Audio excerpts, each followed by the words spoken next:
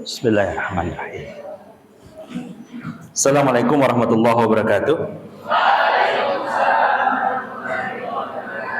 Alhamdulillahirabbil alamin. Allahumma shalli ala Muhammadin wa ala alihi wa sahbihi ajmain. Amma ba'd. Baik, hari ini kita lanjutkan mata kuliah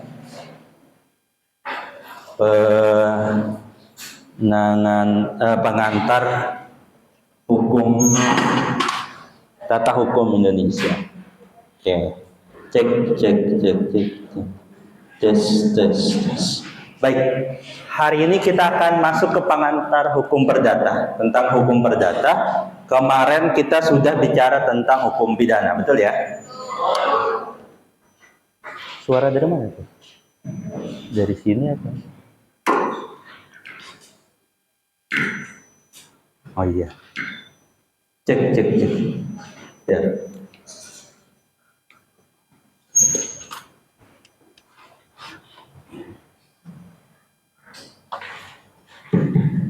Cek. Baik. Sebelumnya saya informasikan bahwa saudara ini masuk ke pekan ke 7. Berarti apa? Pekan depan kita akan TS. Jadi kalian sudah menjalani setengah semester. Selamat, tepuk tangan dulu buat kalian ya. Ya biar tepuk tangan sekarang lah. Nanti kan setelah UTS itu agak susah tepuk tangan. Biar nggak semua lah. Ya, saya yakin lah kalian ini nilainya bagus. Kecuali yang tidak. Oke? Insya Allah nilainya bagus kecuali yang enggak. Oke, insya Allah begitu. Ya mudah-mudahan bagus semua. Kalau enggak ya enggak apa-apa, kan gitu. Saudara punya waktu kuliah paling cepat 3,5 tahun, paling lambat 7 tahun. Silahkan mau diminimalkan atau maksimal. Itu pilihan kalian ya, bukan pilihan saya. Baik,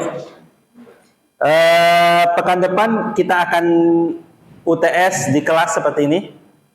Disiapkan HP dan kuotanya nanti ya, jangan ngandelin internetnya UMKT karena biasanya di pekan depan juga banyak yang akses karena mau UTS.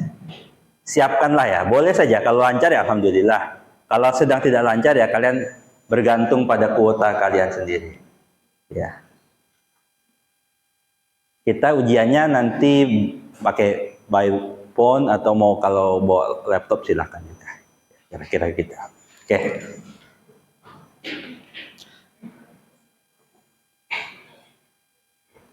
Baik.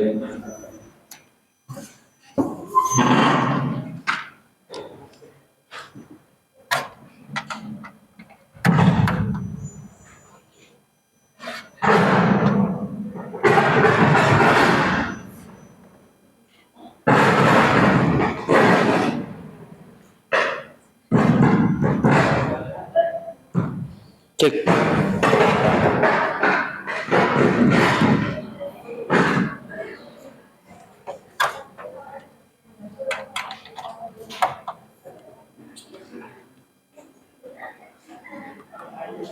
Tes. Cek.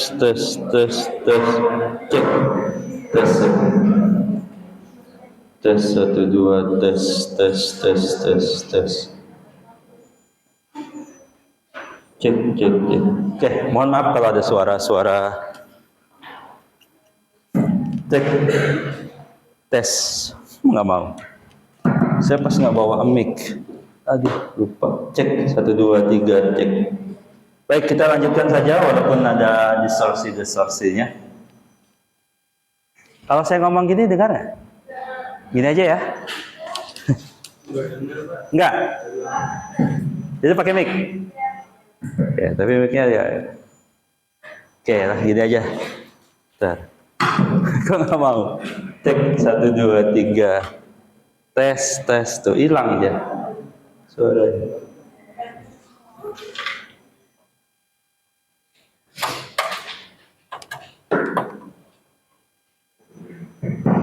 Cek 1 2. Tes 1 2. Cek 1 2 2. Tes. Tes tes tes tes tes. Tes tes.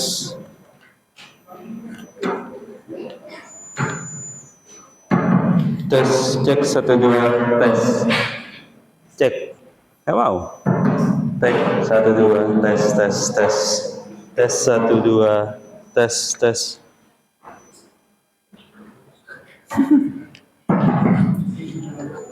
What happened? Cek. Tes tes 1 2. Tes tes tes tes tes tes tes tes.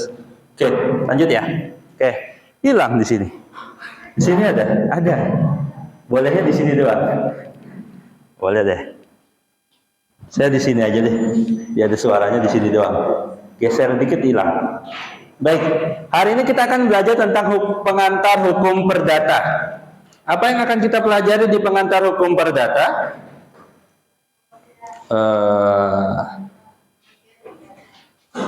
Oke, ada kiranya 5 hal ini yang akan kita pelajari dalam pengantar hukum perdata ini.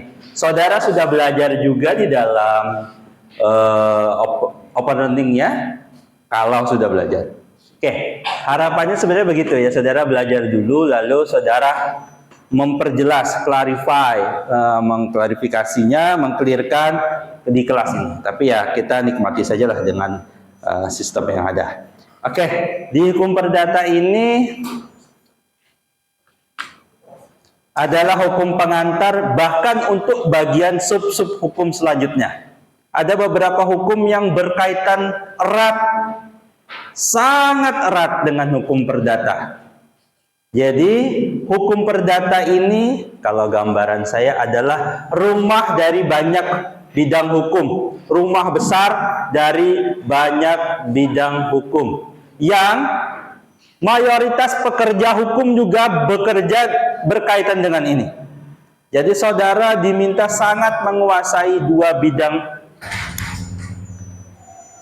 Sudah terlambat, mohon maaf. Oke, kita akan mengkaji satu rumah besar bagi hukum.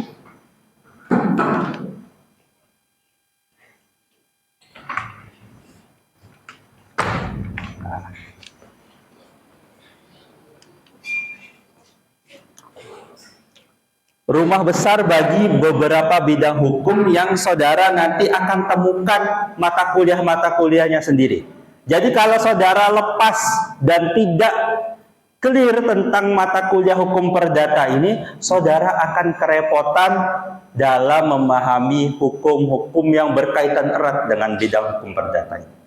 Oleh karena itu, kita akan lihat ada 5 hal, baik dari pendahuluan, pengertian hukum perdata, pluralistis, itulah istilah pluralitas atau pluralistis hukum perdata di Indonesia, 4 sumber hukum perdata material, yang terakhir sistematika. Apa saja sih yang sebenarnya dibahas dalam hukum perdata? Sekali lagi, ini rumah yang sangat besar. Setelah mata kuliah ini akan ada namanya hukum dagang. Hukum dagang adalah bagian kecil dari hukum perdata. Setelahnya nanti akan ada hukum ketenaga kerjaan, hukum perburuan. Itu juga bagian kecil dari hukum perdata. Saudara nanti akan belajar hukum agraria, berkaitan tanah, properti, dan sebagainya. Itu juga irisan bagian dari hukum perdata. Nanti saudara akan belajar tentang hukum persaingan usaha, itu bagian kecil dari hukum perdata. Saudara nanti belajar hukum perlindungan konsumen, itu bagian kecil dari hukum perdata. Nanti saudara akan belajar hukum perjanjian, hukum kontrak, hukum jaminan. Ya, sangat banyak aspek perdata dalam bidang hukum itu. Sehingga tolong, ya, salah satu kunci yang saudara bisa untuk desain dalam pikiran saudara adalah saudara harus master, ya, menguasai bidang hukum perdata ini. Dan ini adalah salah satu peminatan juga dalam hukum di UMKT. Jadi peminatan kita yang pertama kemarin HTN dan HAN, yang kedua pidana yang kemarin kita pelajari, Dan sekarang kita akan belajar tentang hukum perdata. Salah satu peminatan yang banyak diminati juga oleh kakak-kakak kelas kalian. Saya tidak tahu kalau kalian. Saya akan berikan gambaran hukum ini belajar tentang apa. Ada yang pernah naik kendaraan online di sini? Naik Grab, Gojek, Maxim, apapun lah namanya. Ada yang pernah pesan? Kalian kan mager kan ya? Tinggal pesan doang. Nyampe makanan, nyampe apapun. Sekarang banyak. Nah, transaksi-transaksi kalian urusan itu, nah itu tercakup dalam secara garis besar hukum perdata. Walaupun nanti spesifik diturunkan. Oh, ada pengaturan tentang transportasi, hukum tentang transportasi. Ada pengaturan hukum tentang jual beli, sewa dan lainnya. Ada aturan hukum antara saudara sebagai konsumen dan nanti ada sebagai produsen. Ada aturan hukum perjanjian. Saudara kan berjanji sebenarnya secara tidak langsung. Pak Gojek, tolong antarkan saya ke sana. Saya akan bayar. Perjanjian itu kan begitu. Kedua belah pihak. Saudara ngapain, saya ngapain. Saudara turun ke kantin bawah. Saudara datang. Aduh lapar nih, makan di bawah. Selesai makan ngapain?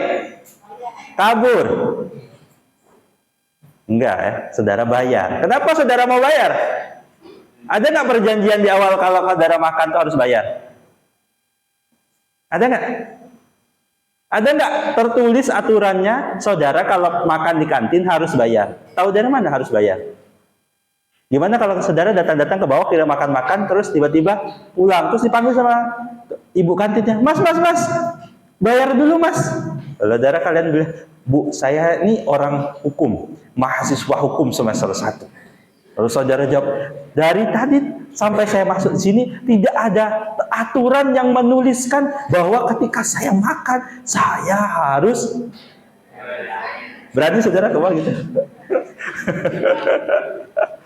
Tempeleng sama ibu kantin. Nah, yang begitu. Hal-hal yang seperti itu yang berkaitan dengan hukum perdata. Saudara mau kawin? Mau. Semangat banget jawabnya. Pernikahan, perkawinan, itu bagian besar, sebagian besar utamanya adalah berkaitan dengan hukum perdata. Nanti perdata juga bicara perkawinan, perceraian. Ada yang mau cerai? Enggak ya? Jangan pak, enggak apa-apa. Tapi itu diatur. Nanti ada orang warisan, membagi waris, ada aturan tentang hibah dan sebagainya. Semua yang banyak kita lakukan itu secara tidak langsung kita sedang melakukan hubungan keperdataan. Oke. Saudara di sini kuliah bayar sendiri apa dibayarin orang tua? Mayoritas saya kira dibayarin orang tua ya, mayoritas lah umumnya. Oke. Kok mau-maunya orang tua kalian itu bayarin kalian?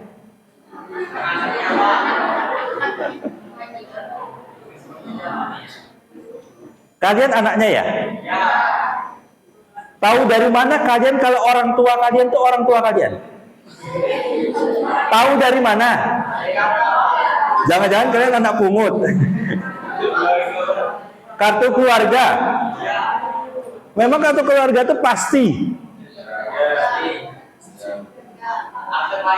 Akte kelahiran. Akte kelahiran itu kan kita mengklaim.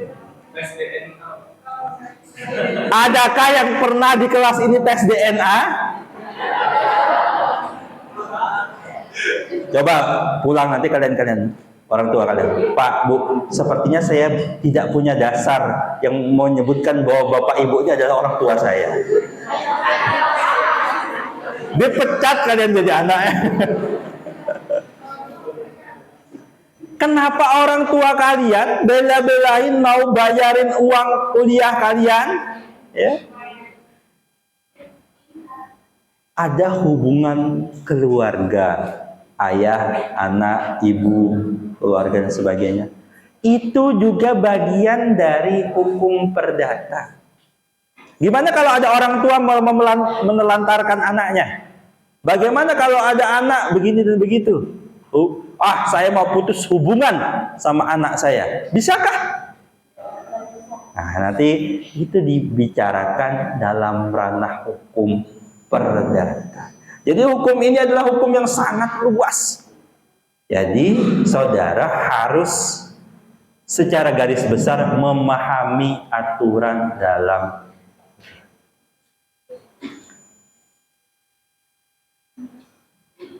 Yang mana nggak Bu?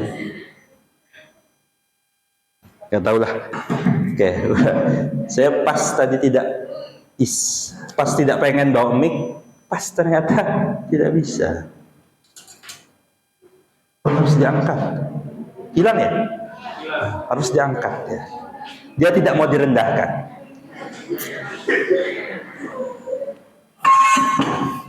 Oke, saya lanjutkan deh. Ada lagi. Baperan nih kayaknya nih. Oke. Ya, wis lah. Nasib, terima aja nasib kita ya.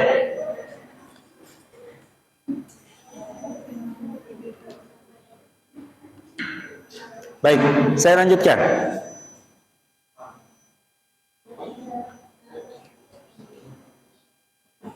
Oke, dalam klasifikasi hukum, saya pernah menyampaikan dalam beberapa pertemuan di awal itu bicara tentang klasifikasi hukum. Ada hukum yang sifatnya publik, ada hukum yang sifatnya privat.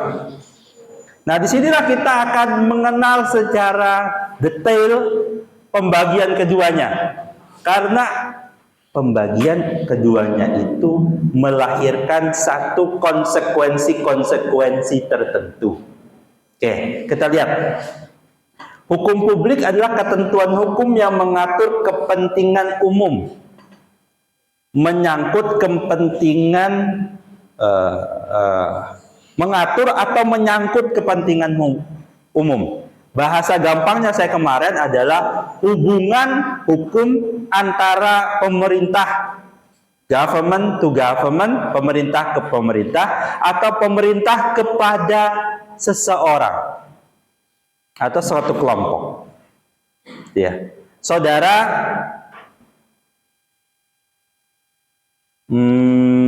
kemarin dipidana misalnya, saudara melanggar lalu lintas, menabrak orang kemarin ceritanya. Itu ada aspek hukum publiknya, ada aspek hukum privatnya. Karena hukum privat itu mengatur hal yang bersifat keperdataan. Apa keperdataan itu? Kepentingan pribadi. Pribadi ini bukan hanya maksudnya satu orang. Bisa jadi antara 1 dengan 10 orang, 1 dengan 100 orang, 1 dengan 1 juta orang. Bisa saja. Tapi sifatnya itu di luar yang bersifat publik. Kalau publik itu penekanannya adalah hubungan antara pemerintah, gampangnya gitu. Ya. Kalau saudara nabrak, kemarin saya ceritakan. Ada hubungan keperdataannya, ada. Apa? Hubungan saudara membuat orang lain rugi. Ada bisa jadi dia luka, bisa jadi dia rusak motornya atau mobilnya.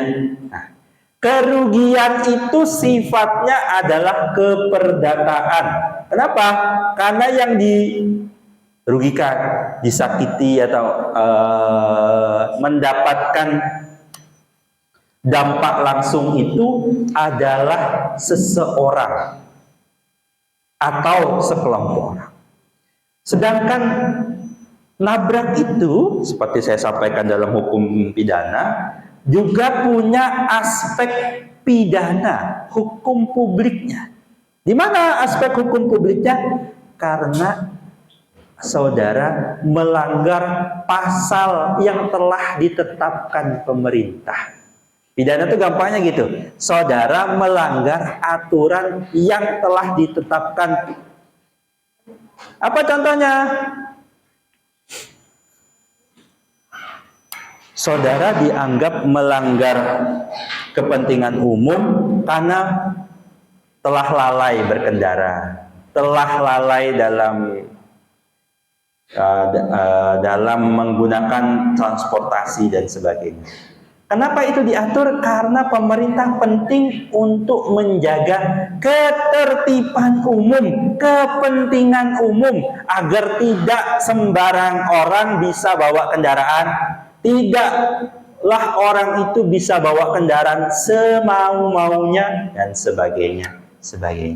Saudara harus, ini ilmu yang harus saudara pegang terus dari awal, dari semester 1 sampai nanti saudara lulus.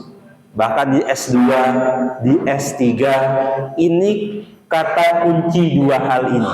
Kalau saudara belajar hukum, harus bisa mengklasifikasikan pertama, ini hukum publik atau hukum privat. Tapi nanti saudara akan menemukan keajaiban. Karena hukum itu ternyata tidaklah 100% hitam putih. Apa maksudnya? Nanti saudara akan temukan dalam mata kuliah hukum tertentu, satu hukum dia punya aspek perdata, aspek publik maupun private, punya aspek pidana dan aspek perdata, punya aspek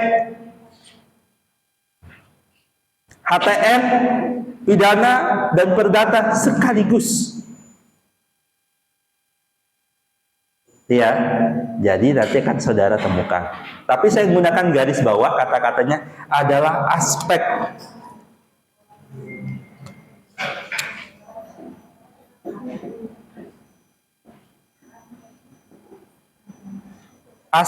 hukum. Bisa jadi dalam satu ketentuan itu, dalam satu undang-undang itu ada aspek hukum publiknya, ada aspek hukum privat dalam satu ketentuan atau dalam satu hukum, ya.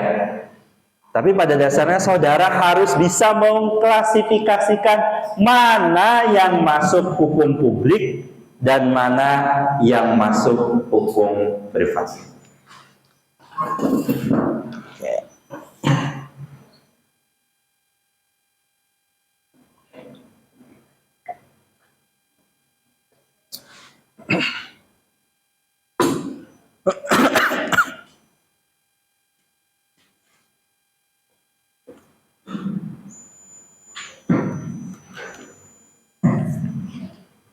Oke, saya lanjutkan. Apakah ada pertanyaan mengklarifikasi tentang hukum publik dan hukum privat ini?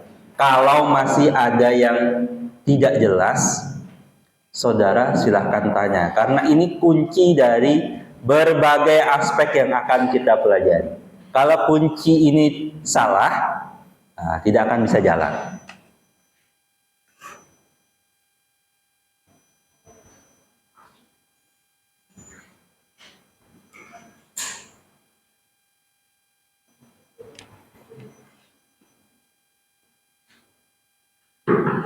Cek.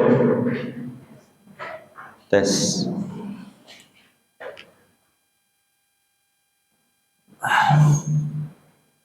Baik, saya lanjutkan. Lalu kita akan bicara tentang dua hal. Hukum perdata. Hukum perdata, kalau saudara nanti akan belajar hukum, saudara akan selalu, seperti kemarin ya, di hukum pidana, akan ketemu dengan istilah hukum material dan hukum formil. Kemarin saya sudah jelaskan itu dalam hukum pidana. Hukum material itu tentang bagaimana yang diatur, sedangkan hukum formil itu bagaimana kalau yang diatur itu dilanggar. Misalnya saudara itu menikah, ya. Dalam pernikahan itu saudara pengennya hidup yang rukun atau berantem? Tapi kenyataan hidup tak senyaman itu. Ya. Baru jadi pacar aja ngomel terus, Pak.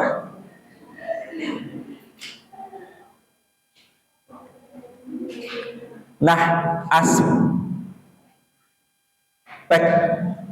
ingin baik-baik saja, nyaman-nyaman saja, tenang-tenang saja, itulah diatur dalam hukum perdata material. Dalam rumah tangga itu harus begini, memberi nafkah, ya. Ada pertanggungjawaban orang tua terhadap anak, ada aturan anak pertanggungjawabannya kepada orang tua dan sebagainya. Hubungan-hubungan itu yang kata Prof. Subekti di sini sebut sebagai segala hukum pokok yang mengatur kepentingan-kepentingan perseorangan itu, itulah hukum perdata material. Hukum yang mengatur antara warga negara perseorangan yang satu dengan warga yang lain. Hukum yang mengatur hubungan hukum antara orang yang satu dengan orang yang lain. Berkaitan kepentingan pribadi. Sekali lagi, itu tadi contohnya dalam keluarga. Saudara pengen keluarga saudara baik-baik saja, nyaman, tenang, suaminya baik, tidak selingkuh, kan gitu, ngasih nafkah, lahir dan batin, dan sebagainya. Itulah aspek hukum perdata material. Pertanyaannya, apakah pasti selalu begitu dalam keluarga? Tidak. Nanti akan ada ternyata hubungan-hubungan yang mulai ada berantemnya, ada cekcoknya, ada tidak kesepakatannya. Apabila ketidaksepakatan itu diselesaikan dengan baik, maka dia selesai. Tapi kalau ternyata hubungan ini tak lagi bisa dipertahankan,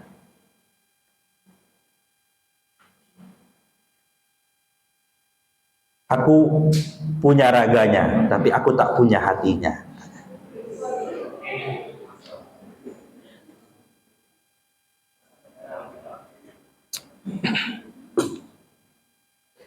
Maka apabila ada hubungan yang harusnya baik-baik saja, ternyata tidak seindah yang diharapkan, lalu bagaimana memutus pernikahan itu? Kalau ada masalah dan sebagainya, itulah berkaitan dengan hukum perdata formil. Sama kayak pidana kemarin. Lampu merah itu bebas-bebas saja. Kalau ada orang yang merah, stop. Kalau hijau, jalan, dan sebagainya. Kalau tiba-tiba ada orang yang tidak taat dengan aturan itu lalu melanggar, maka saat itulah aktif hukum pidana formilnya. Ada tilang, ada sebagainya. Begitu juga dalam hukum perdata.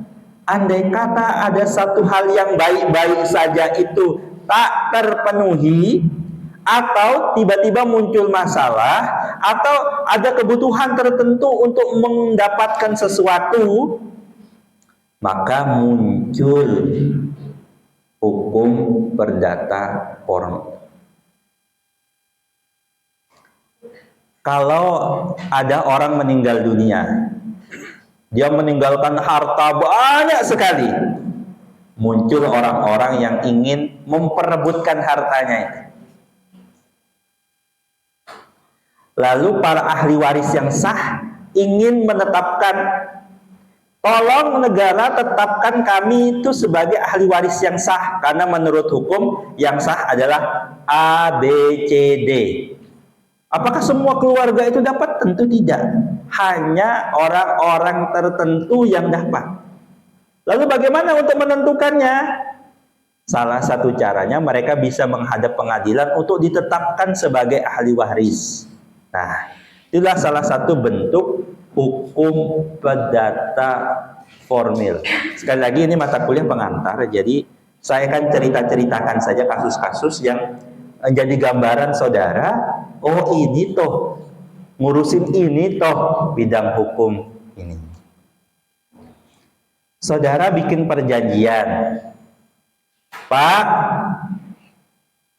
tolong antarkan barang ini, harganya 100 juta, diantar ke Melak, Kutai Barat.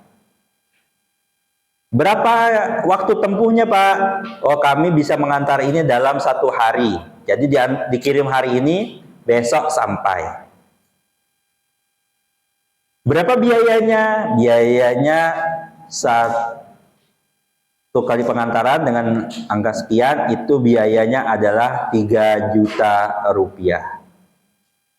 Oke, sepakat pengantaran, nilai barangnya 100 juta, biaya kirimnya 3 juta, dikirimnya dalam masa waktu 1 hari. Dikirim hari ini, besok sampai. Hubungan ini namanya hubungan keperdataan, jual beli jasa. Oke, kalian biasa kan jual beli jasa kan ya? Apa contoh jual beli jasa? Just tip. Apalagi? Kurir, GoFood, GrabFood dan sebagainya. Kalau Open BO itu jual beli jasa nggak?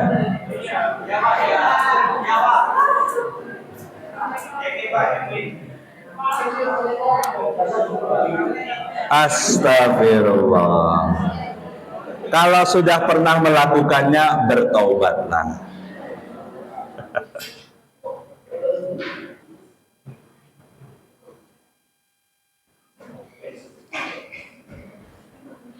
Perjanjian pengiriman barang tadi, ternyata setelah dikirim, dibayar hari ini, ditunggu-tunggu sampai besok harinya, tak juga sampai.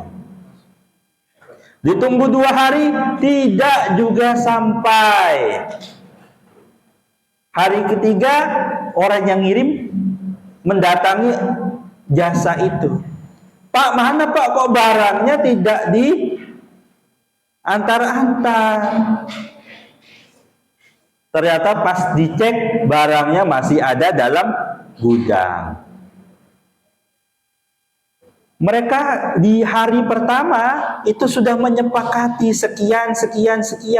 Terus ternyata ada hal yang tidak sesuai dengan yang direncanakan. Bagaimana menyelesaikan masalah ini? Itulah muncul hukum perdata formil.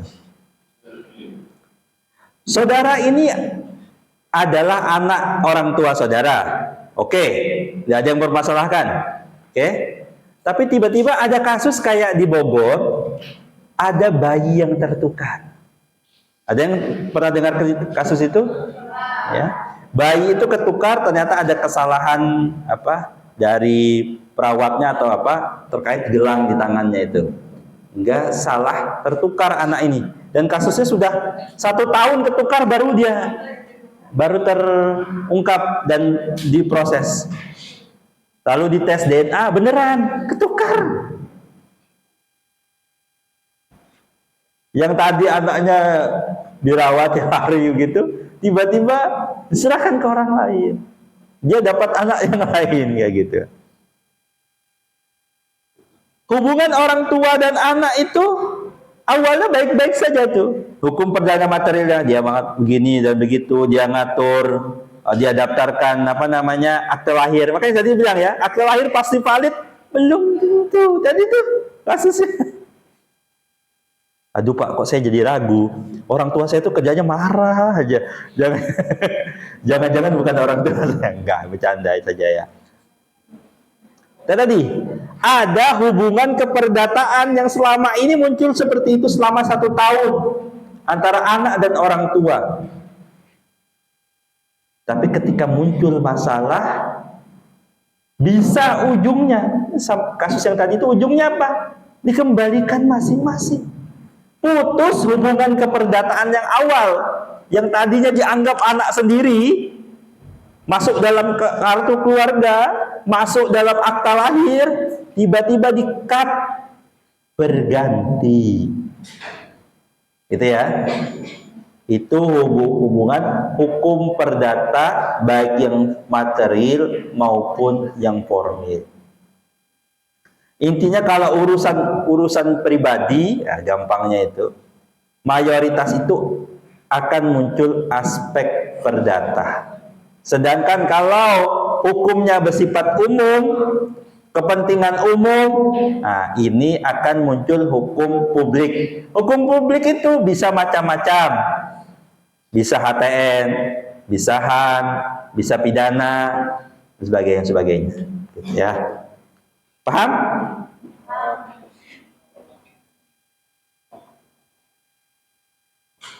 Berdasarkan ruang lingkupnya, tadi saya sampaikan, ada hukum perdata secara luas, ada hukum perdata secara sempit. Yang sempit itulah nanti di bagian-bagian bidang hukum yang tadi saya mention. Yang paling besar namanya hukum dagang, bukan dagang hukum ya. Karena sekarang banyak praktek itu orang dagang hukum. Hukumnya bisa diperdagangkan. Siang katanya nggak boleh pak, si itu maju. Sorenya boleh ternyata. Nah, kira-kira. Saya nggak bilang itu, cuma ya kadang hukum itu seakan-akan kita dipermainkan begitu. Apa hukum dagang itu? Hukum dagang nanti akan saudara ketemukan di pertemuan 9. Bahasa kerennya dari hukum dagang itu adalah hukum bisnis. Oke, lebih keren aja. Kalau hukum dagang itu kayaknya nggak keren. Padahal ya artinya ya sama pak, bisnis itu ya dagang juga. Tapi kan orang sekarang tuh lebih suka disebut bisnismen dibanding pedagang. Akan-akan pedagang tuh di pasar. Kalau bisnismen tuh di itu elit gitu. Kata kayaknya. Nanti hukum dagang akan saya perjelas di pertemuan 9 saja. Saat ini saya tidak akan memberikan gambaran secara utuh tentang hukum dagang karena penjelasannya akan ada di sana. Nanti akan kita ketemu. Oke, nah ini yang saya perlu klarifikasi dan jelaskan secara baik dan harapannya saudara bisa memahami dalam waktu singkat ini secara baik juga. Kenapa? Karena ini tadi bidang hukum ini unik. Nah, salah satu keunikannya di sini.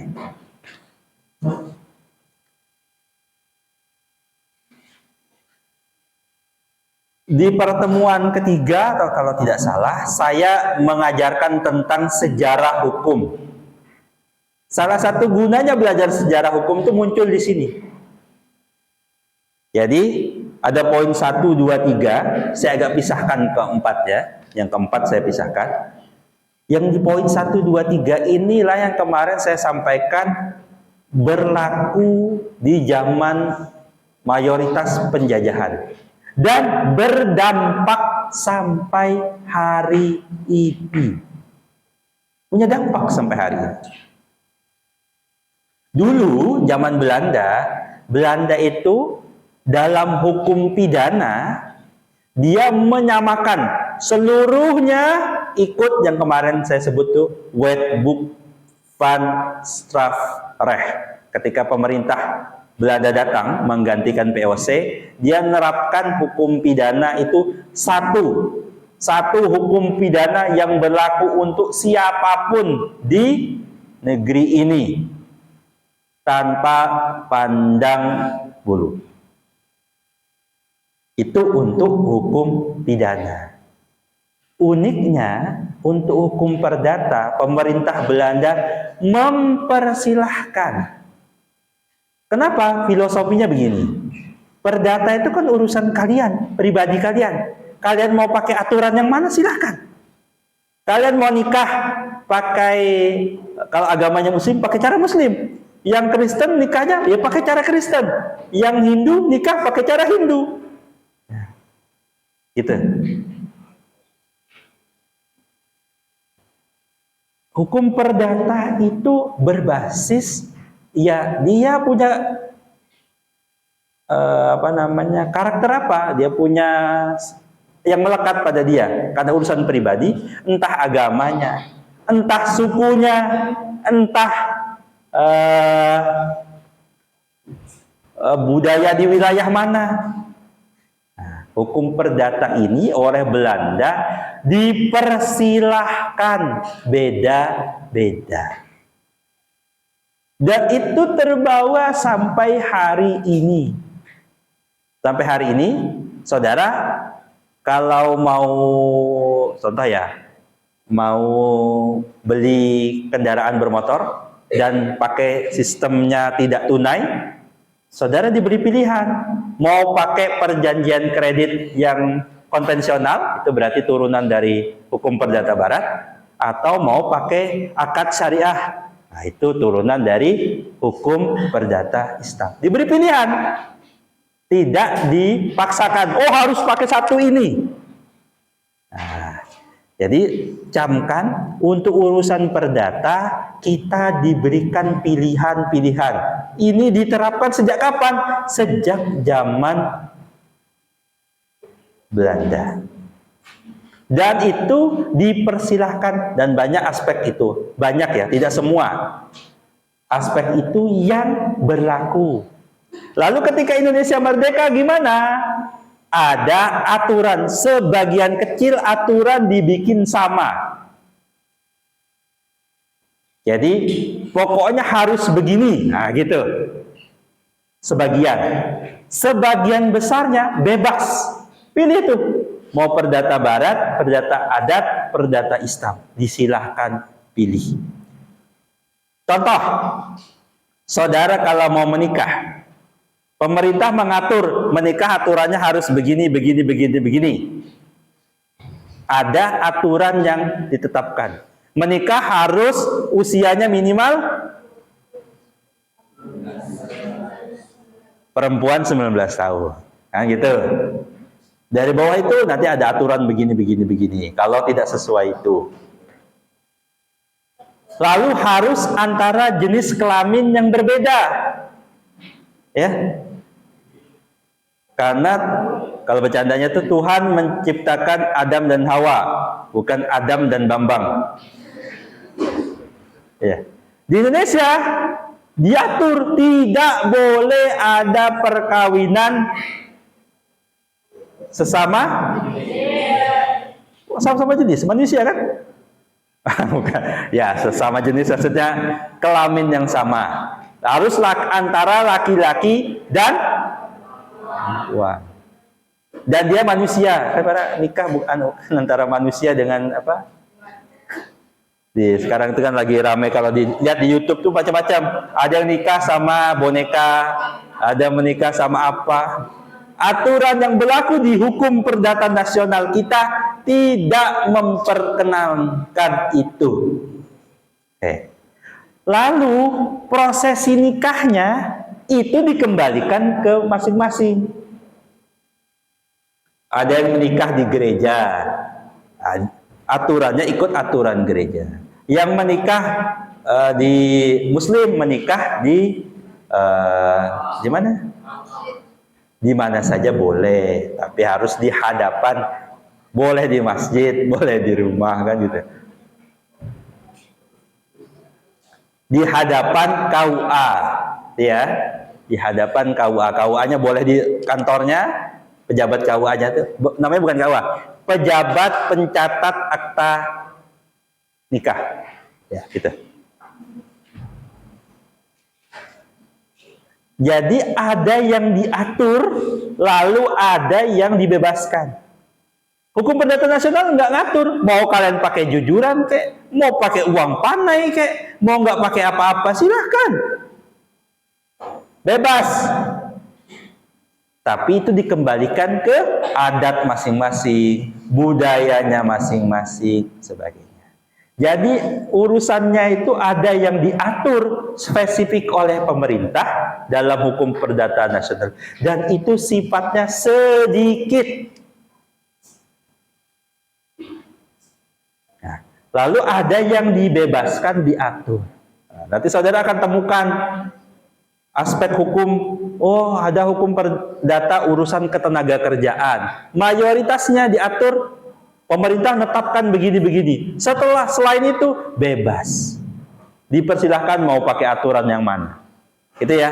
Jadi sampai hari ini kita itu menemukan ada 4 inilah bahasa gampangnya. Saya membagikannya 4, bukan 3. Kalau kadang orang itu membaginya 3. Saya memilih ikut pendapat yang membaginya dalam 4 ini. 4 itu apa? Hukum perdata yang dipilih oleh pemerintah. Dan ini sifatnya tidak banyak. Nanti akan saudara pelajari dalam hukum perlindungan konsumen, persaingan usaha, dalam hukum ini bla bla bla sebagainya. Hukum yang dipilih. Lalu tetap berlaku hukum 3 di atas. Ketahuilah saudara bahwa yang berlaku seperti Wetboek van Strafrecht. Apa Wetboek van Strafrecht? Ini saya kenalkan saudara istilah Belandanya. Wetboek van Strafrecht, kitab undang-undang hukum pidana, itu kan berlaku sampai hari ini, ya. Dan yang berlaku itu sebenarnya bukan, sebenarnya satupun di kelas ini nggak ada yang bisa baca, termasuk saya. Kenapa? Karena aslinya yang berbahasa Belanda itu. Kita yang baca adalah terjemahannya saja. Dan ternyata itu tidak sendirian, saudara-saudara sekalian. Dosen saya waktu itu menjabat sebagai ketua Badan Pembina Hukum Nasional, BPHN, Badan Pembinaan Hukum Nasional. Sekarang jadi hakim MK, beliau Prof. Eni namanya. Kalau saudara nanti cari ada satu hakim MK yang perempuan, kayaknya tinggal satu yang perempuan. Nah, namanya Prof. Eni Nurbaningsih, itu dosen saya. Waktu itu beliau cerita, beliau menyusun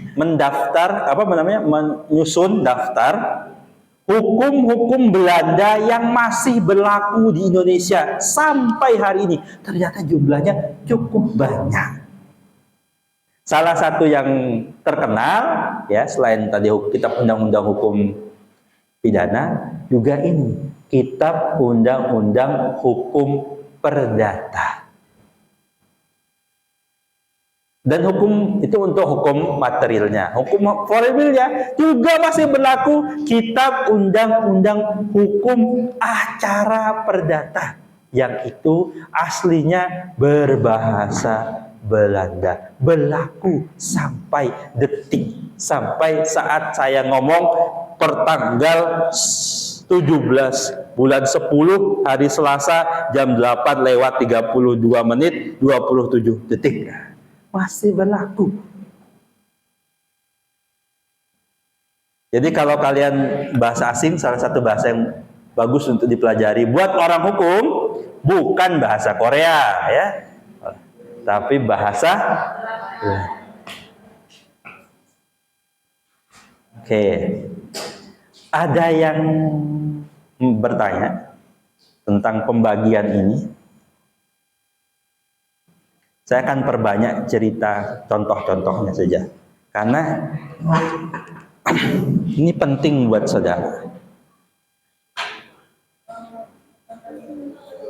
Hukum perdana material yang berlaku di Indonesia bersifat pluralis.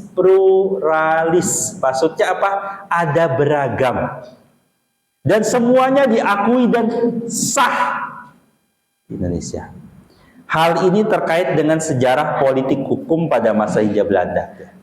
Ada namanya Indienstaatsregeling yang mengatur tentang penggolongan penduduk dan hukumnya yang berlaku bagi mereka.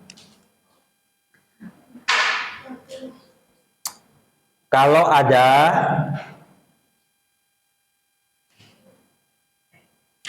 seorang bapak meninggal dunia, meninggalkan harta yang banyak, lalu bagaimana cara membagi warisnya? Yang akan ditanya pertama adalah agamanya apa. Yang ditanya bukan mayitnya, betul ya, tapi keluarganya. Ditanya agamanya apa. Kenapa? Karena itu akan menentukan pakai aturan mana. Pakai aturan mana akan dibagi. Nanti saudara akan ketemu mata kuliah namanya hukum waris. Ah, ngapain sih Pak ngomongin waris? Waris itu adalah sumber penghasilan salah satu yang banyak dari para pengacara. Kenapa? Kasus waris itu banyak. Oh Pak, saya ini sama keluarga saya baik-baik. Iya, saat ini baik-baik aja. Ada orang kaya, dia bilang, harta kami ini banyak, anak saya nggak akan ribut, saya bagi-bagi itu. Anak saya kan ini tidak akan sengketa 7 turunan. Yang sengketa turunan ke-8. Kan namanya hartanya tidak habis 7 turunan. Jadi turunan ke-8 dia mulai habis. Mulai ribut, mulai sengketa. Ya pernah terjadi itu begini. Ada orang, ini ya, coba bayangkan. Meninggal dunia tahun 80. Dia membagi hartanya kepada anaknya itu dibagi rata saja. Saat tahun 80 ya. Jadi ada orang meninggal dunia. Nih, orang dia punya 2 anak.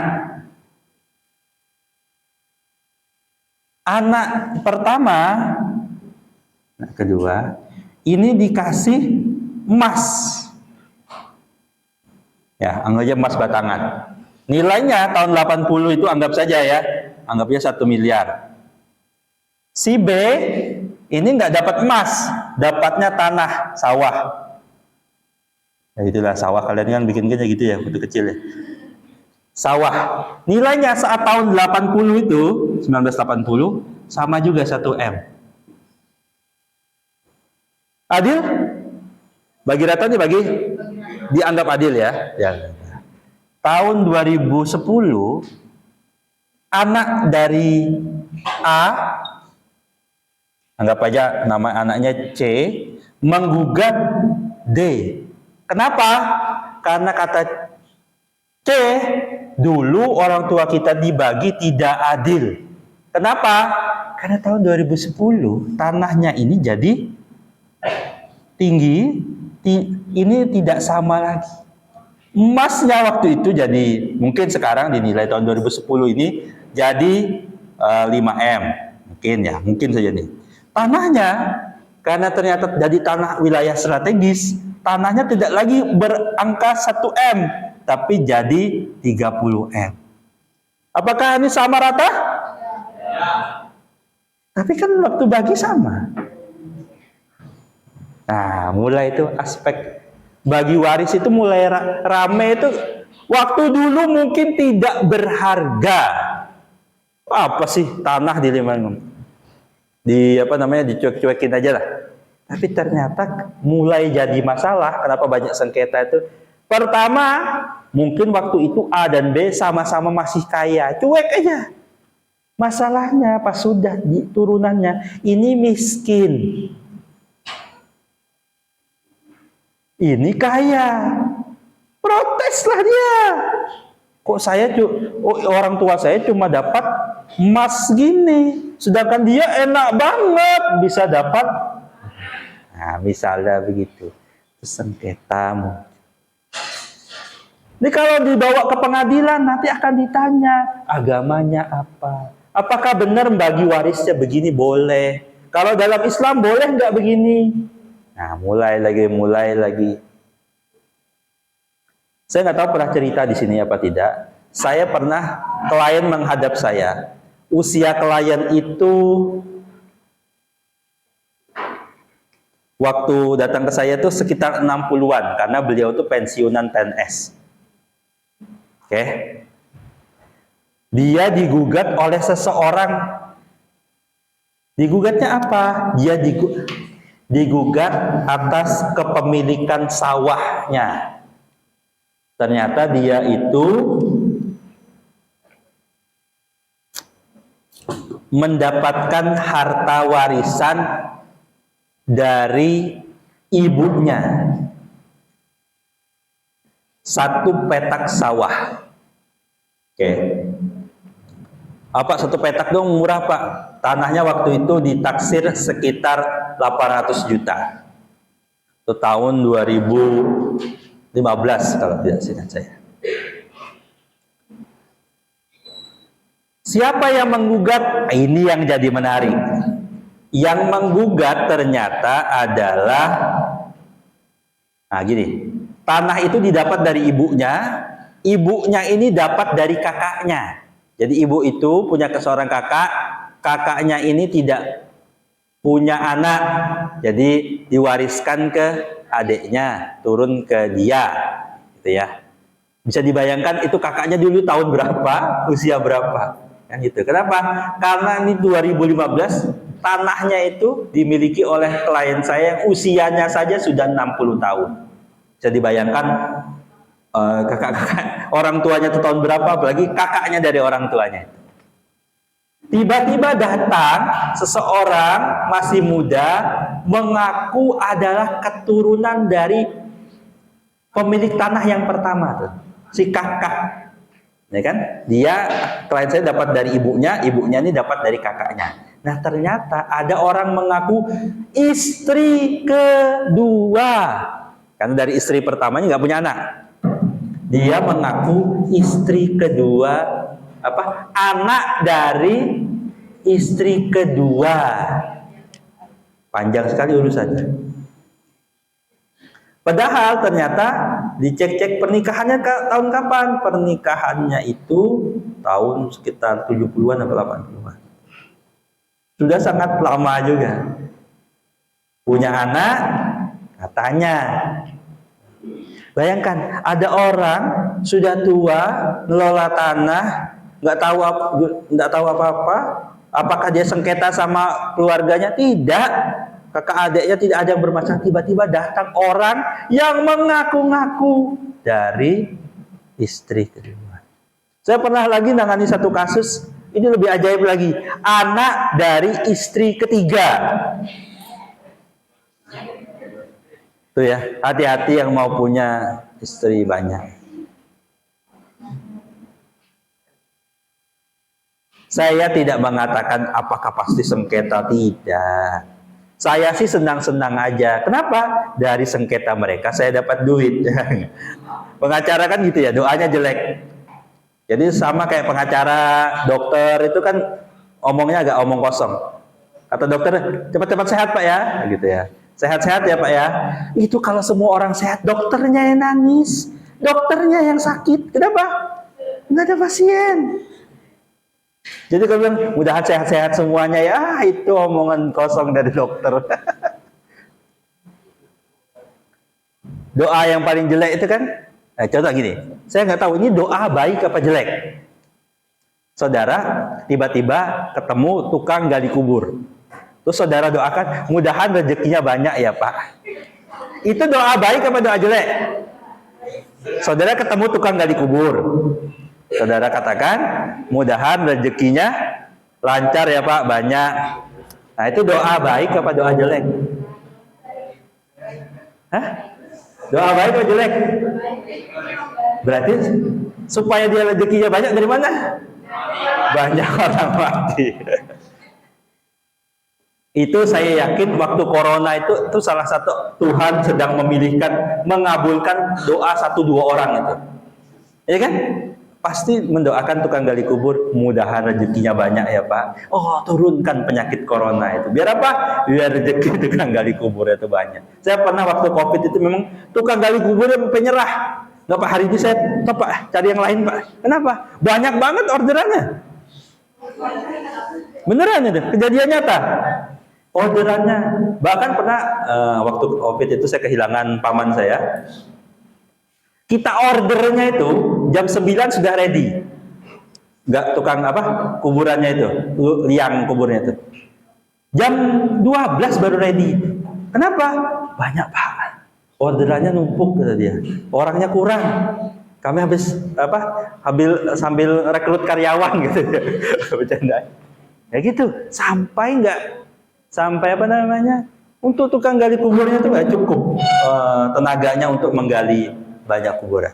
Yang mudah-mudahan yang meninggal kemarin waktu Covid itu dapat ganjaran dan pahala yang besar. Kira-kira gitu ya. Saya ngomongin apa sih tadi? Enggak, saya cerita warisan tuh begitu. Dari cerita kasusnya itu saya dapat uang.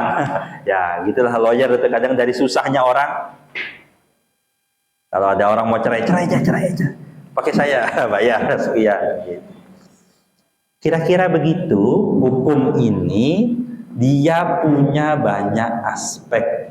Dia bisa jadi dia hukum perdata barat. Hukum perdata barat itu maksudnya apa, Pak? Maksudnya peninggalan Belanda. Gampangnya gitu ya. Maksudnya peninggalan Belanda. Dulu orang itu, saya ceritakan waktu sejarah itu kan dibagi orang Eropa. Ada orang bumi putra atau pribumi, atau ada orang timur asing. Kata orang Belanda, silahkan kalian pakai hukum kalian masing-masing, hukum perdata masing-masing. Untuk orang Eropa silahkan pakai hukum perdata barat. Orang bumi putra silahkan mau pakai hukum mana? Adatnya kah? Hukum agamanya kah? Orang timur asing begitu juga. Ini kan ada orang India, dia bawa hukum Hindu, ada orang Cina, ada orang Arab, dan sebagainya. Oke. Saya skip aja karena waktunya mulai terbatas. Oke, yang penting lagi adalah sumber hukum. Kalau saudara belajar hukum apa saja, saudara harus tahu di mana saudara temukan hukumnya itu, di mana saudara temukan aturannya itu. Bahasa gampangnya, saudara bisa temukan pertama dalam Burgerlich Wetboek. Apa itu burger, Pak? Makanan? Bukan. Burgerlich Wetboek itu adalah kitab undang-undang hukum perdata. Ya, nanti. Kalau secara substansi, saudara pertama bisa temukan sumber hukumnya itu dalam peraturan perundang-undangan.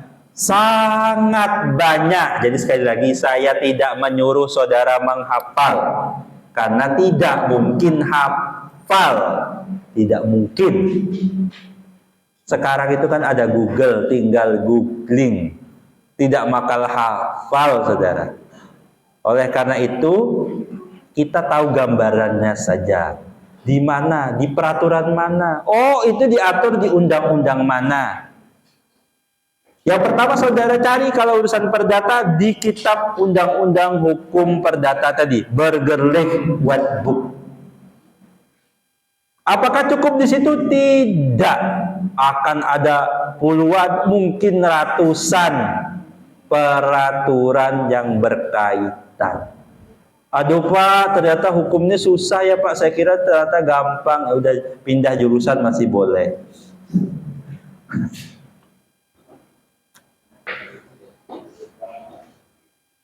Pak Jokowi berupaya merampingkan peraturan-peraturan itu. Karena Pak Jokowi itu suka menggambukan itu. Salah satu buahnya adalah Undang-Undang Cipta Kerja.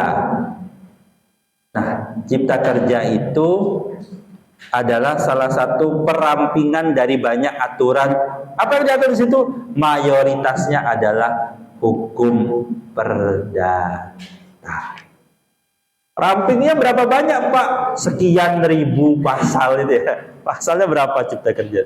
Itu sudah ramping. Allahu Akbar, ternyata banyak banget yang harus saya baca. Sampai hari ini saya tidak pernah menamatkan undang-undang itu.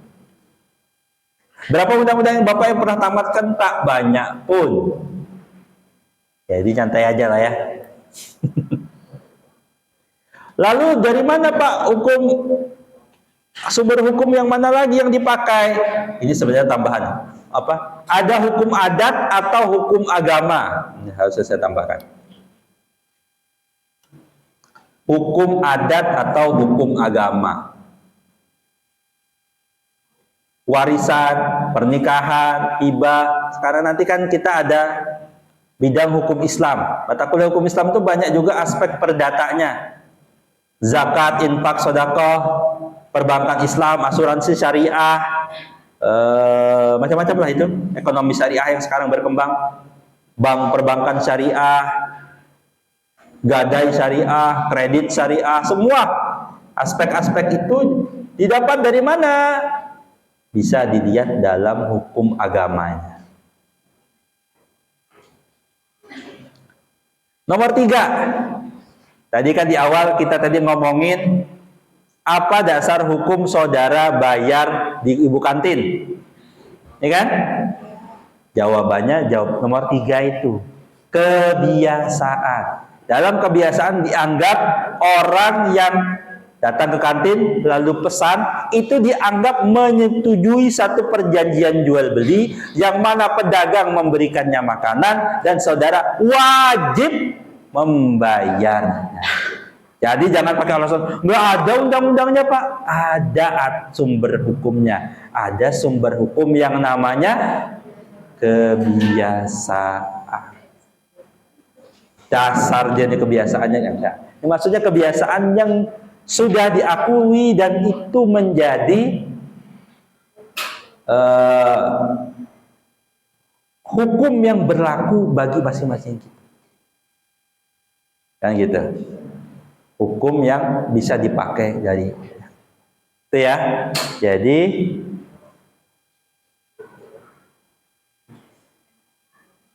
kebiasaan. Ini ada kebiasaan. Jangan sampai hukum kebiasaan ini juga berlakunya di masing-masing tempat beda-beda ya. Ada video yang parah itu adalah ibu-ibu datang ke supermarket karena dia itu kalau dia kebiasaannya kalau di pasar dia cicip-cicip dulu, buahnya dibuka dulu gitu. Lalu sampai supermarket dia gitu juga, jeruknya dibuka dulu, dia cicip, asem nggak jadi beli gitu. Padahal itu tidak bisa diberlakukan di, jadi itu juga keberlakuannya tidak sama di semua tempat. Saudara datang ke warung tertentu yang contohnya apa ya, KFC lah. Saudara kan nggak duduk langsung gitu. Datang makanannya ditanya, enggak. Saudara duduk sejam situ nggak ada apa-apa datang makanannya. Di mana? Saudara datang order, bayar dulu, baru makanan. Sedangkan kalau di warung biasa makan dulu, baru bayar. Itu yang disebut dengan hukum kebiasaan. Sekali lagi namanya hukum kebiasaan ini keberlakuannya itu tidak menyeluruh. Oke? Ini nanti akan saudara temukan banyak ternyata dalam hidup ini hukum yang sifatnya kebiasaan. Yang tidak bisa kita bantah. Nah, gitu. Lalu yang keempat ada namanya gampangnya perjanjian internasional. Nanti saudara akan belajar hukum internasional. Nah itu nanti akan ada aturan-aturan hukum internasional yang saudara bisa jadikan sumber dalam hukum perdata. Kelima, jurisprudensi. Jurisprudensi ini apa? Jurisprudensi ini adalah, ada yang tahu apa jurisprudensi? Kalian belajar di hukum PIH? Belum? Jarang masuk Pak. Nasib. Gimana minggu depan mau UTS?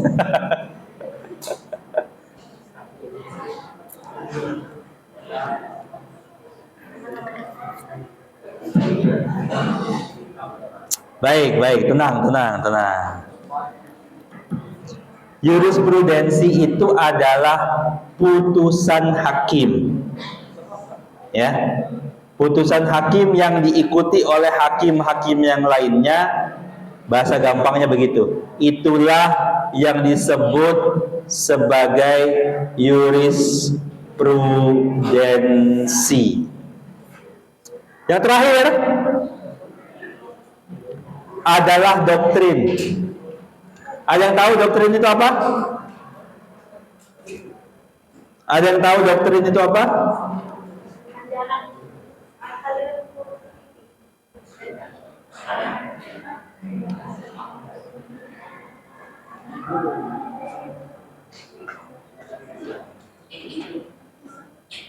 Oke, di sini nampak Prof. Subekti mengatakan segala hukum pokok yang mengatur kepentingan perseorangan. Model-model begini yang disebut dengan nama doktrin. Satu pendapat, mau pendapat ahli, mau pendapat satu kelompok yang diikuti oleh banyak pihak. Nah, itulah dia naik levelnya menjadi doktrin. Jadi bukan sekedar teori saja, Pak, tapi dia bisa naik level menjadi doktrin. Sesuatu yang tidak ditanya lagi kebenarannya. Kalau teori kita masih bisa bantah-bantahan. Sedangkan kalau naik jadi doktrin, dia mulai naik level kebenarannya diakui lebih luas. Walaupun sekali lagi urutan ini mana ya? Urutan nomor 1 sampai 6 ini menandakan mana yang lebih diprioritaskan. Jadi yang lebih diprioritaskan yang nomor 1. Doktrin diletakkan di paling bawah. Jadi kalau ada doktrin bertentangan dengan undang-undang, yang dipakai mana? Yang dipakai adalah undang-undang.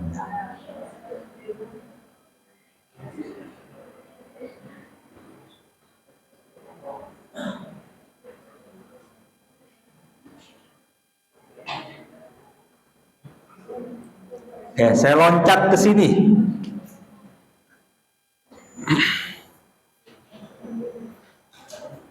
Apa saja sih yang dipelajari dalam hukum perdata? Kira-kira gambarannya menurut BW itu bergelik buku Kitab Undang-Undang Hukum Perdata. Kayaknya ingat ya singkatannya BW. BW itu Kitab Undang-Undang Hukum Perdata. Pada dasarnya hanya berkaitan dengan 4 hal itu. 1 tentang hukum tentang orang. Apa sih Pak hukum tentang orang? Aspeknya banyak.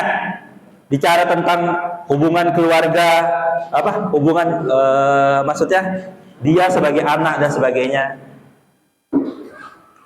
Dalam hukum perdata nanti saudara akan temukan ternyata yang disebut sebagai subjek hukum itu tidak hanya orang, tapi ada sesuatu makhluk yang disamakan dengan orang.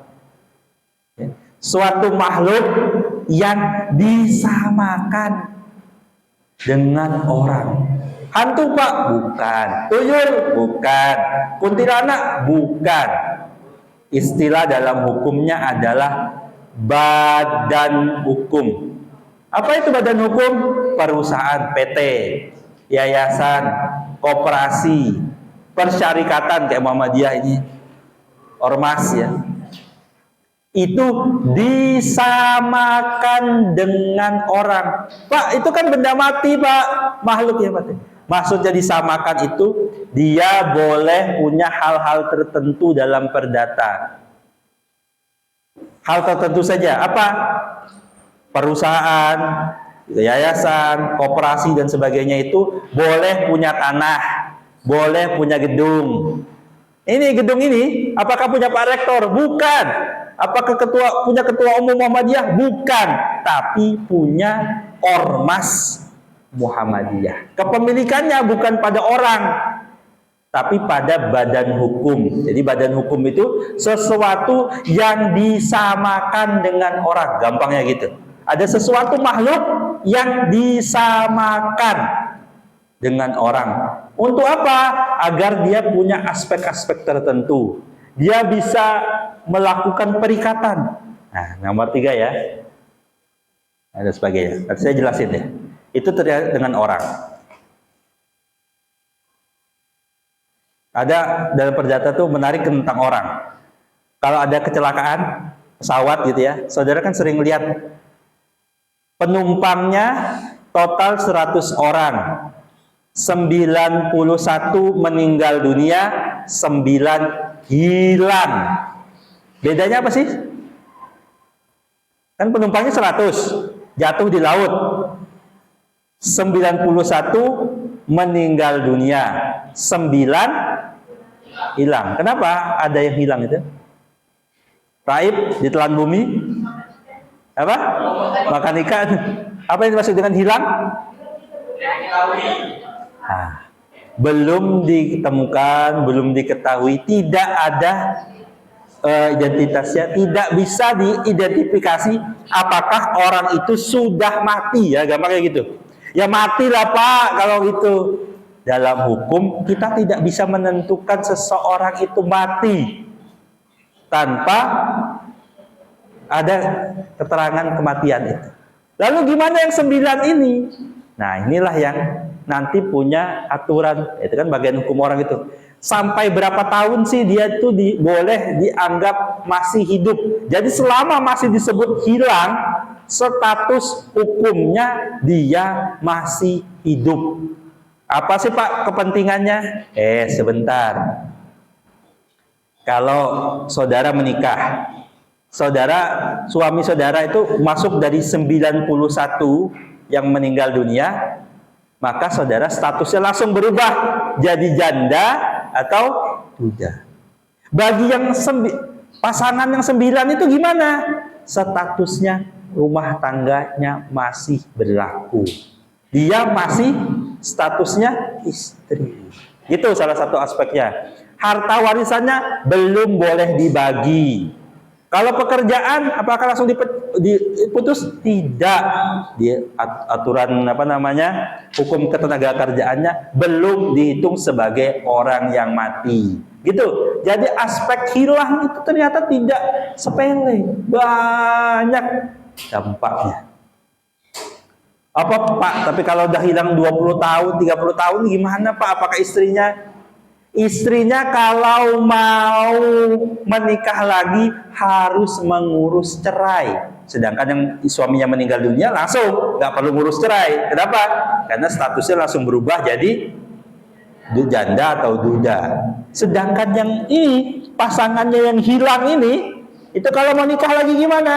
Mengurus perceraian. Sampai kapan Pak? Nanti dalam undang-undang saudara akan pelajari dalam hukum perdata, ada batas waktu disebut hilang. Kalau sudah lebih dari waktu itu dinyatakan meninggal. Secara hukum, ya sekali lagi, secara hukum dinyatakan meninggal dunia. Kenapa?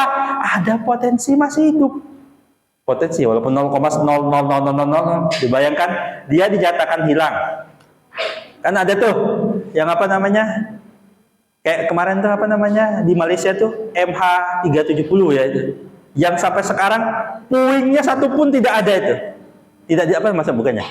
Jenazahnya satu pun tak ditemukan, maka dia disebut hilang sampai batas waktu tertentu. Nanti saudara akan pelajari.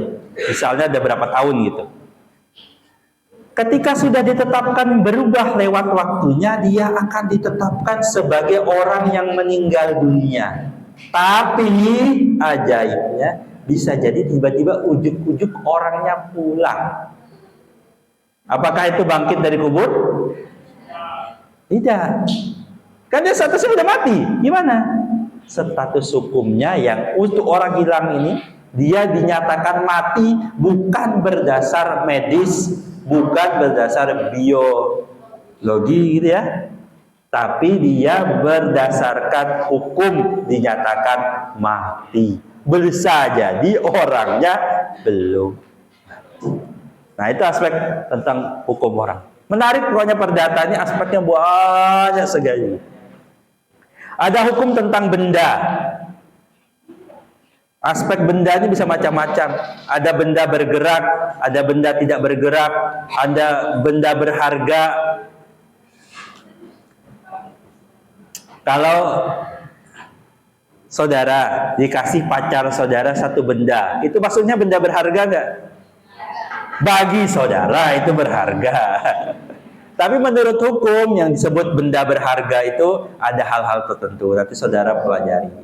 Ada cek itu cuma selembar kertas. Tapi dia disebut benda berharga. Kenapa? Dengan cek itu bisa keluar uang 1 miliar. Kalau tertera dalam cek itu uang 1 miliar. Padahal cuma selembar kertas. Uang. Ya itu salah satu benda berharga. Nilainya apakah nilai uang kertas itu 100.000? Nilai kertasnya itu enggak. Murah. Tapi kenapa dia bisa jadi uang 100.000 dan saudara bisa beli sesuatu sejumlah 100.000 itu? Karena dia punya nilai intrinsik. Nah, itu nanti saudara akan pelajari dari hukum benda dan sebagainya. Nomor 3, saudara bicara tentang hukum perikatan. Perikatan itu apa? Perikatan itu macam-macam. Salah satu bentuk perikatan adalah perjanjian. Salah satu saja ya. Perikatan itu bisa pernikahan, bisa perjanjian, macam-macam. Nanti macam-macam lah saudara akan pelajari. Lalu ada pembuktian dan daluarsa. Macam-macam. Nah, nanti saya sepintas saja. Kalau pembuktian itu berkaitan dengan hukum acara perdata. Ada juga hukum keluarga. Hukum orang dan keluarganya saling berkaitan. Saudara dulunya tidak ada hubungan hukum, tiba-tiba punya hubungan hukum dengan menikah itu, ada muncul hubungan kekeluargaan, ada aspeknya nanti berkaitan dengan harta, ada nanti hubungannya dengan apa lagi ya, anak dan sebagainya. Itu diatur dalam hukum. Ada hukum harta kekayaan, ada hukum waris dan sebagainya. Aspek bidang ini banyak sekali.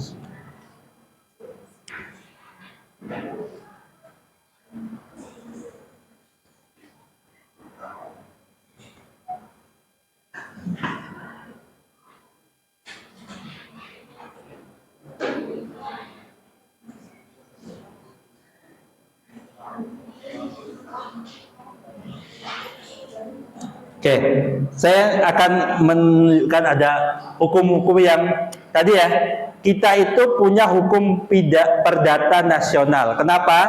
Karena hukum perdata yang sudah ditetapkan. Ada yang ada dalam hukum perdata Belanda itu, yang sekarang tidak lagi ditetapkan di Indonesia, dianggap tidak berlaku. Contohnya nih, pasal 108 dan 110 itu, dulu menurut undang-undang kitab undang-undang hukum perdata, seorang wanita kawin, istilah di dunia itu, atau istri, kalau mau melakukan perbuatan perdata di hadapan pengadilan harus dengan izin dan kuasa dari suami. Dulu istri itu dianggap tidak cakap 100%. Kenapa? Dia berada di bawah tanggungan suaminya. Nah, pasal-pasal ini salah satu pasal yang dihapus. Ini nomor 2. Pengakuan anak yang lahir di luar perkawinan oleh seorang perempuan Indonesia. Pengakuan anak tidak berakibat putusnya hubungan hukum antara ibu dan anak. Nah, ini nanti berkaitan dengan seorang anak yang gini, di Indonesia anak itu bisa punya ibu, tapi bisa tidak. Anak itu pasti punya ibu, belum pasti punya bapak. Itu ya. Oh, berarti macam Nabi Isa atau Nabi Kristen, Yesus dong berarti. Punya ibu nggak punya bapak? Bukan.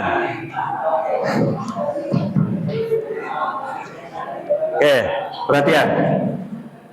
Yang disebut anak pasti punya ibu itu adalah karena dalam anak, definisi anak dalam hukum perdata Indonesia adalah anak yang lahir dari perkawinan.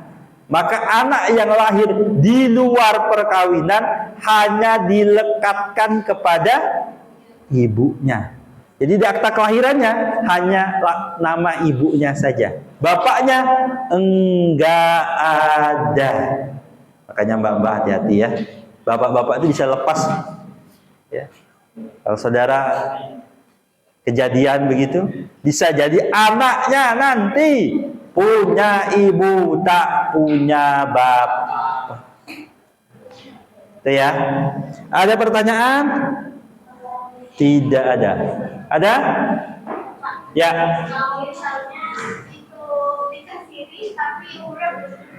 Oke. Selama nikahnya itu tidak sah menurut pemerintah, ya tadi kan ya, harus usia sekian-sekian, maka pernikahannya tidak diakui, dan itu sama dengan yang tadi, tidak punya bapak. Ya, hati-hati ya yang belum 19 tahun, ada caranya. Nanti diceritakan. Namanya dispensasi nikah atau izin nikah, itu untuk nikah yang di bawah umur. Oke, ada pertanyaan? Tidak ada? Saya akhiri sampai ketemu pekan depan. Sebentar. Pekan depan tolong jangan terlambat, karena yang terlambat waktunya tidak ditambah, ya. Saudara mengerjakan, kalau tidak salah waktunya hanya 1 jam atau 1 jam sedikit lebih dikit itu ya. Ya, hati-hati. Bentuknya pilihan ganda, gampang saja. Ya, tolong jangan terlambat. Assalamualaikum warahmatullahi wabarakatuh.